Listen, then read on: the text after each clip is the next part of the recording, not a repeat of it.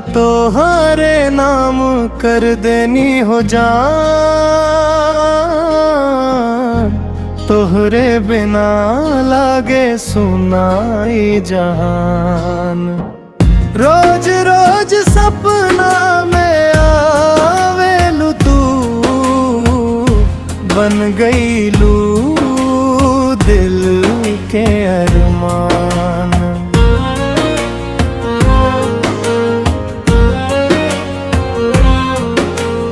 गोरी तोहार मुस्कान बिजली गिरावे, नैनवा से प्यार बरसा।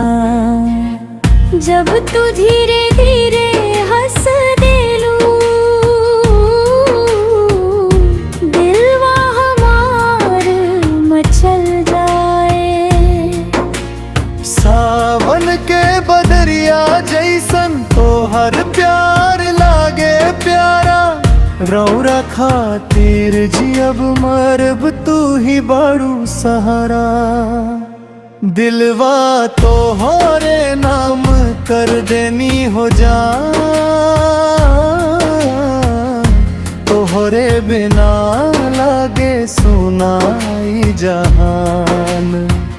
रोज रोज सपना में आवेलू तू, बन गईलू दिल के अरमान।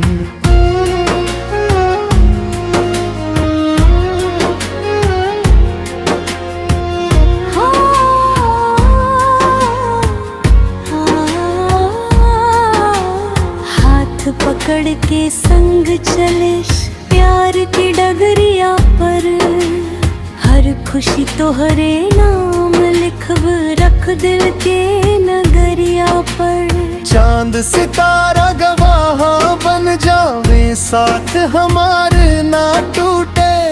जन्म जन्म के नैया कब हूँ ना दूर छूटे। दिलवा तोहरे नाम कर देनी हो जान,